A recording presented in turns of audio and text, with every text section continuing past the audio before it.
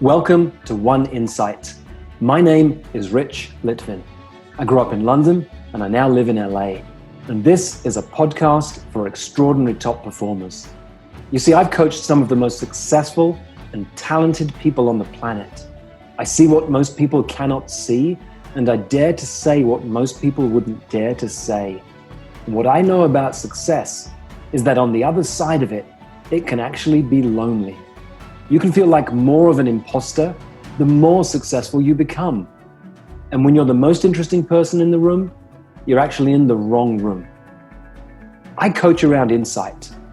Life looks one way, something happens, the world looks different, and your entire world changes. It can happen in an instant. And this podcast is called One Insight because a single insight can change everything. This was an interesting episode. I coached Judy and I coached Ben. Let me ask you a question as you're listening in. What part of yourself are you in resistance to? What quality in other people do you really despise and hope no one ever sees that in you? For me, it was, if I think about Austin Powers, that dorky British guy who thinks he's great with women, but actually everyone's kind of laughing at him. He's got bad teeth. Oh my God, I'd be mortified if people thought about me that way. Well, I learned that if I can embrace that side of me, there's a freedom I don't have access to.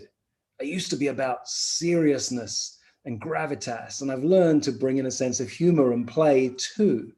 And we dive into that in this conversation. I didn't know that at the beginning when I started with them, but it was really fun to challenge each of them to find the character inside of themselves they're in resistance to. And I think you'll find this really valuable both for yourself. Where are you in resistance? What's holding you back from the next level of your success? But also how to access this when you work with your clients. Enjoy. Hi, Judy. Hi, how are you? And hi, Ben. Hi, how's it going? So I'm great, thanks. This is one of my favorite parts of my week. I get to spend time coaching people. It's what makes me come alive. And so I love that with a podcast and a YouTube channel, I'm able to do it and let people be a fly on the wall and watch what happens in some of my coaching sessions. Now, sometimes when I'm coaching people and they're my clients, we'll have 45 minutes or an hour. But as time's gone on with my coaching and I coach more and more around insight, actually my coaching time has shortened more and more. Most of my clients, we speak for 30 minutes. And sometimes 10 minutes in, they go, okay, I'm good. I've got my insight. Because they want to go off and make stuff happen. They don't want to spend hours analyzing it. They're good to go. So let's play. Let's see what comes up. Judy, what would make this a magical conversation for you? Well, I would just like to be curious because we've talked this week and you really opened up some things in my mind. And I think I go into conversations a lot wanting to fix things, even myself. So I noticed even in our coaching this week, I was talking to you, but I was already basically coaching myself as I'm talking to you. And so I just have been wearing the coach's hat for so long. I don't know how to not do that. And so I'm just open and I want to be curious. I want to explore. I want to high flame coach me, whatever that means, whatever that looks like. And I'm just ready and open to go. Okay, great. Well, that gets me curious and we'll see where we go with that. And let me come to Ben now. Ben, what would make this a really magical conversation for you? I am really inspired by you and the work that you do in the world and the way that you run your business, the way that you interact with people. I have wanted to do a group program for a while and I had it all ready to go. I designed it all. It was ready to launch in January. And then I was noticing something wasn't really feeling right about it. Like it wasn't sitting right. And I couldn't quite figure out. I had some people that expressed interest.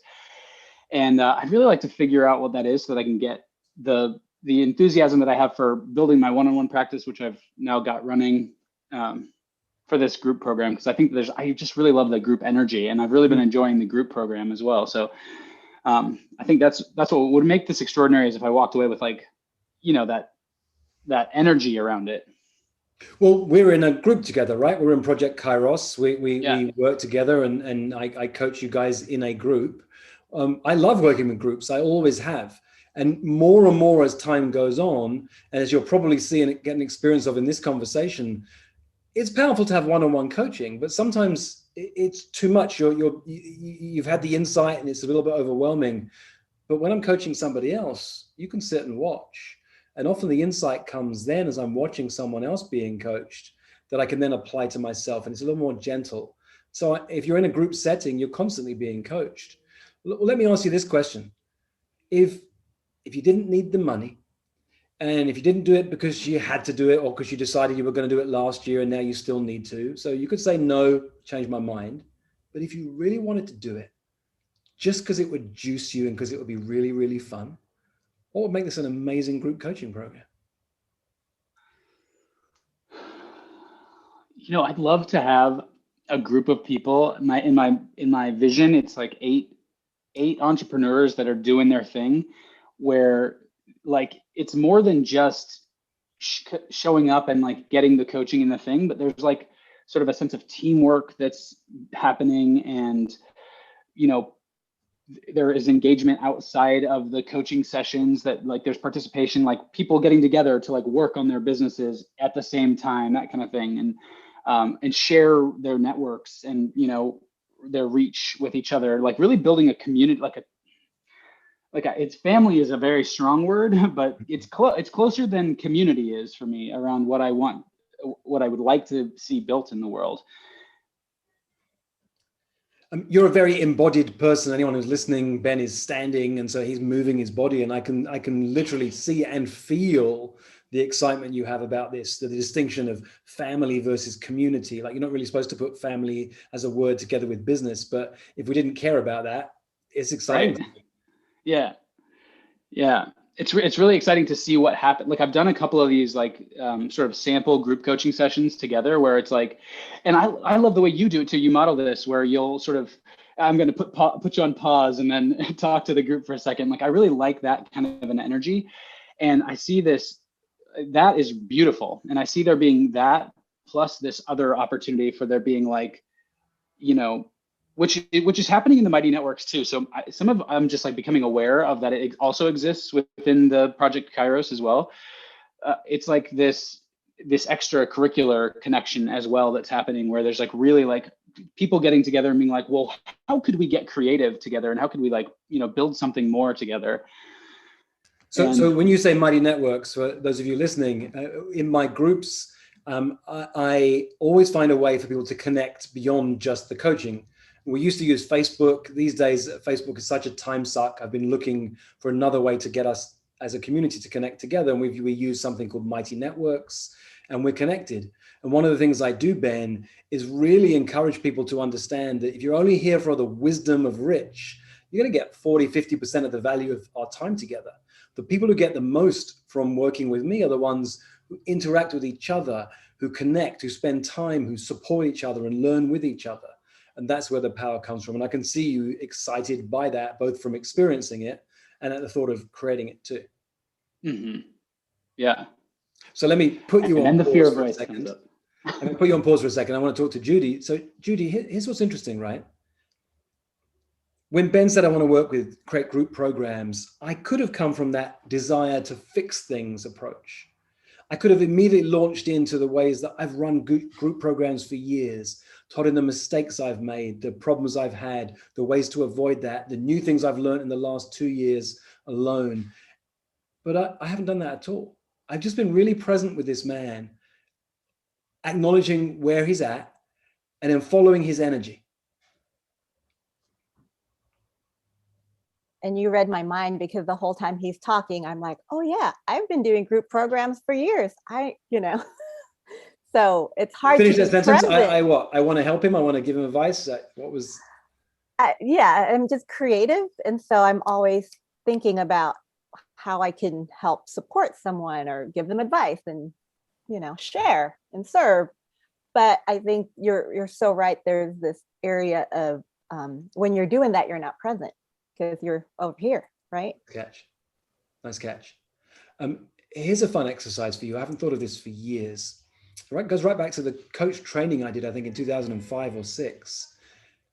We were asked to think of an archetype that a character that we really hated. And for me, it was Austin Powers. Like, I did not want to be thought of that British guy with bad teeth who thought he was cool with all the women, but really wasn't. And then we were asked to step into that. Like, what if you're in resistance to that? There's some shadow work you can do with that. And for about a year and a half, I had a photo of Austin Powers on my laptop whilst I coached, because I knew how to do the serious coaching, how to have gravitas and being serious. But what I wasn't very good at is being silly and playful and not caring the way that Austin Powers did. And that photo would remind me there were times when my gravitas and serious and deep coaching were useful, but there were times when I could be playful and be silly with my clients that would serve them more powerfully. So let me ask you, who is, you're the woman who fixes things, who solves problems, who's a hero in a crisis. Who's the complete opposite of that? Oh my God, I would not want to be thought of this as the chaos, the disaster that comes. Is there someone that comes to mind, maybe an actor or a character from a movie? Good question.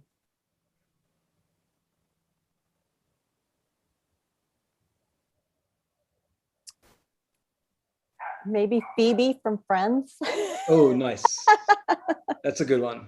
That's a good one. Yeah. Just scatterbrained and just flighty and just, present, but in the moment, YOLO, like, let's just do whatever's in front of us and forget about everything else. That's great. If you overheard a conversation and someone was describing you and they were saying, she is flighty, she's all over the place, like, how would that feel if you heard that? I would be very offended. Yeah, which is great. There's something here that's cool for you.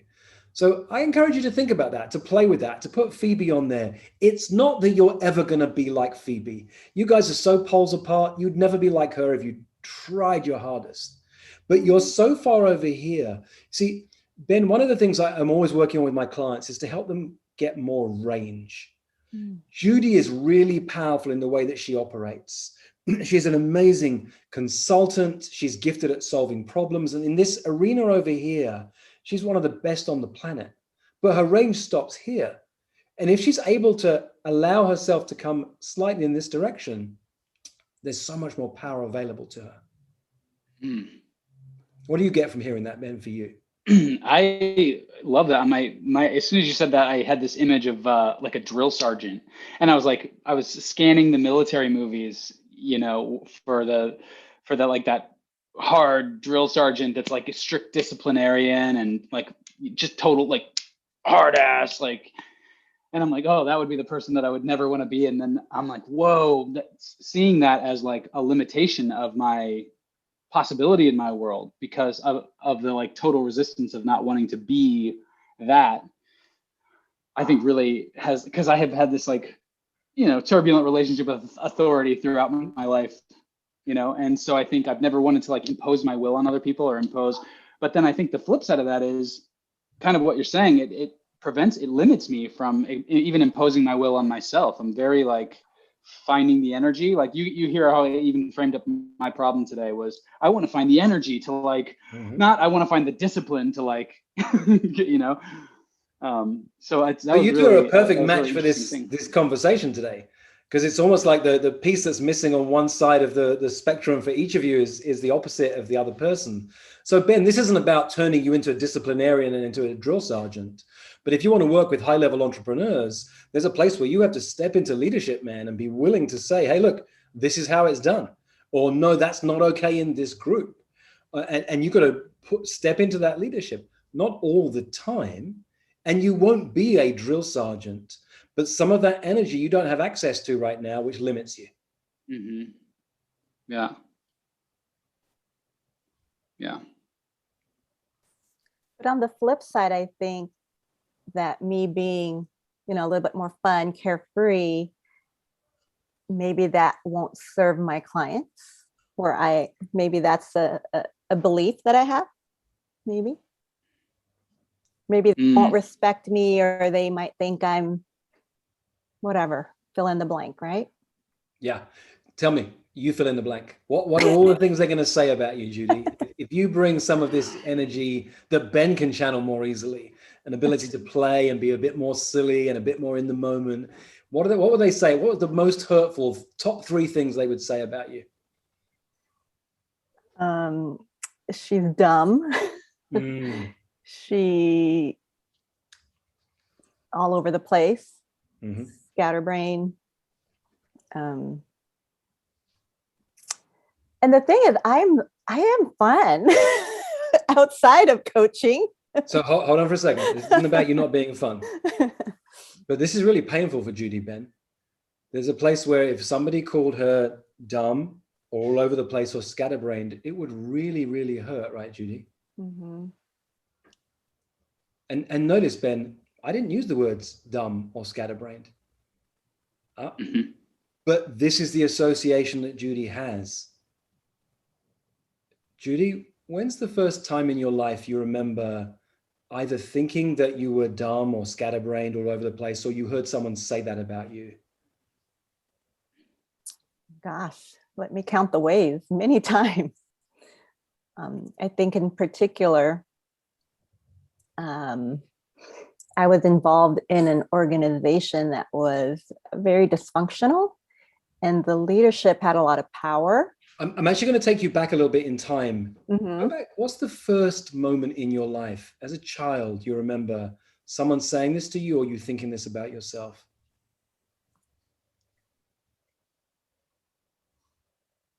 I mean, I'm the 7th out of 8 kids. So, from the age of 5, I was a nuisance. I was a brat. I was, there wasn't a lot of encouraging words. Yeah. And what was your way out of that? The way out of being seen as a nuisance? What was it? And I can see how you're moved by this conversation. My way out of it was to disconnect, disengage, disassociate, scatterbrain, get, just not be present. Yeah. And was the flip side of that to solve problems for people? The flip side of that? I mean, this is what you've become known for. You're this expert at fixing things. Mm-hmm. Did that start at a young age too, in some way? I think so. I think it was innate, more instinctual, but kind of no one comes onto this planet with this innate instinct to fix things, right? So there's something from the way, something that happened to us that has us show up in a certain way in response to the world.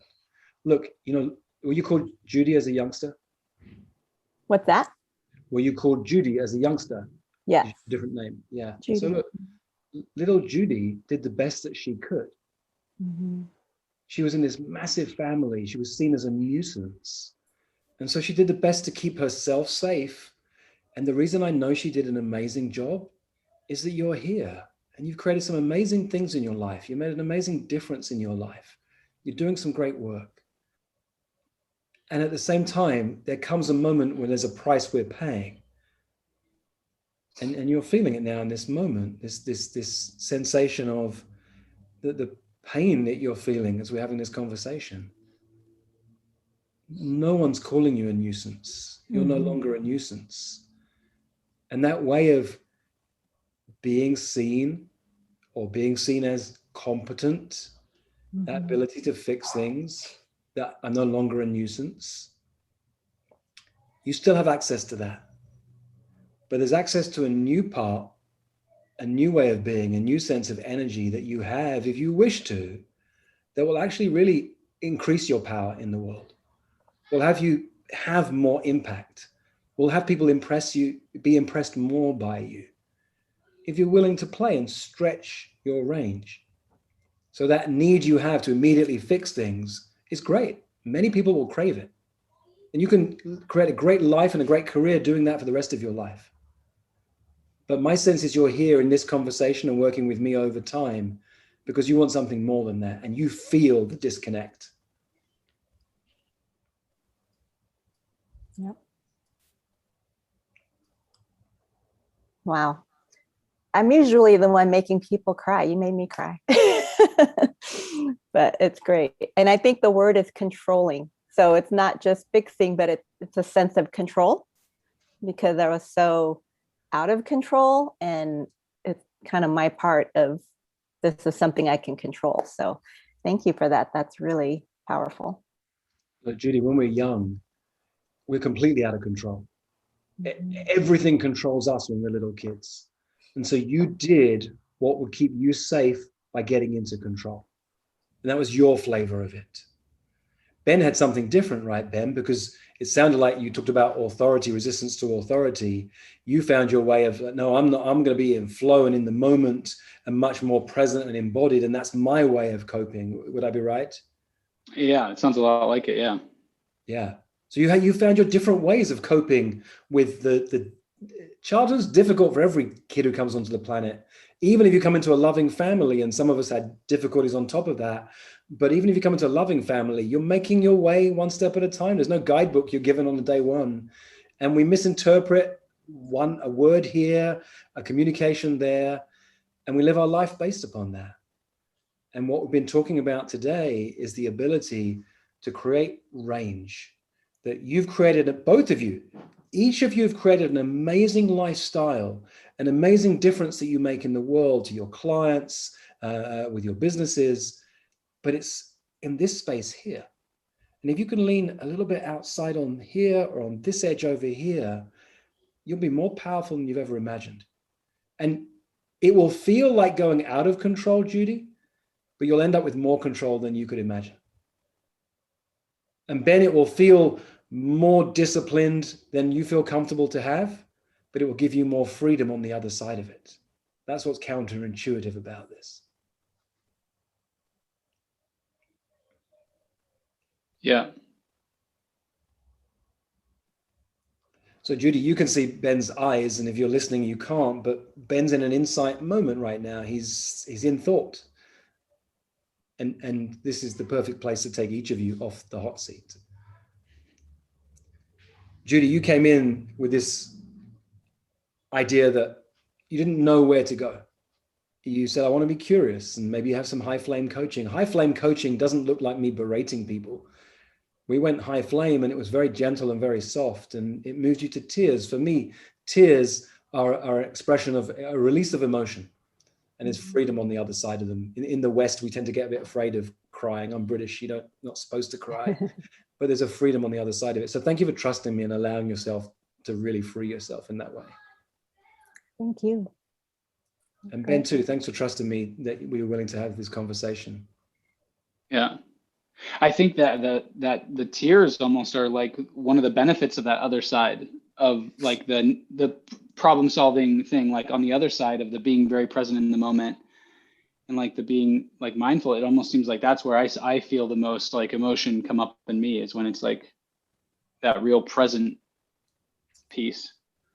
Yeah, well, your mission is going to be to lean into the other edge of that. You feel comfortable in this arena. It's okay, I'm leading. This is how it's going to go. This is how we're playing. Because if you want to work with these high-level entrepreneurs in a group like this, you've got to access both of those energies, and they will thank you for it. Mm-hmm. Yeah. Thank you both. Thank you, Rich. Thank you. So good. Thank you, Judy.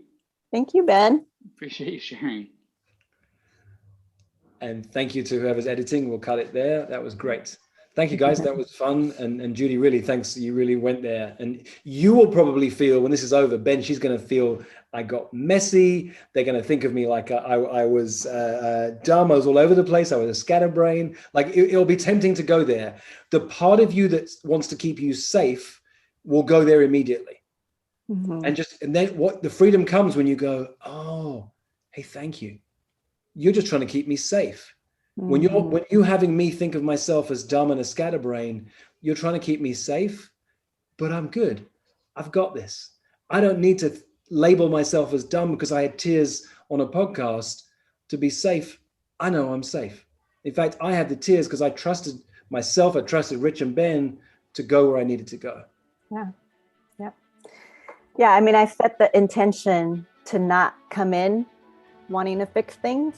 So I was very free to like explore wherever we went. So thank you for modeling that, because, you know, how do you coach people that you don't know that deeply, and you just model that? And thank you. For most of human history, it wasn't called coaching, it was called leadership. And it's what I love to do, to coach people, to lead people, and to mess with people's thinking. If you'd like more of this, or if you'd like to learn more about our community of extraordinary top performers, go to richlitvin.com/oneinsight.